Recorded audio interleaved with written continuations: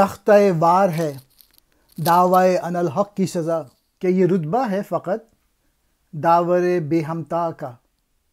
سرزنش فرد کی لاریب ہے بہتر، لیکن قوم کرتی ہے یہ دعویٰ تو نہیں نازیبا۔ اس قوم کو آتا ہے ان الحق کہنا، رنگ ہے گلہائے چمن جس کے لہو سے پائیں۔ اس کی ستوت میں نہاں رحمت بے پایاں ہو، جس کی تعظیم کو افلاک کے سر جھک جائیں۔ ان الحق، میں حق ہوں۔ مشہور صوفی حسین ابن منصور اللاج کا قول ہے، جس کے معنی ہیں میں حق ہوں یا میں خدا ہوں۔ منصور اللاج حضرت جنید بغدادی کے مرید تھے، جنہوں نے مستی و جذب کے عالم میں ان الحق کا نعرہ بلند کیا۔ اس کی پاداش میں علماء کے فتوے پر 309 ہجری میں انہیں پھانسی دے دی گئی۔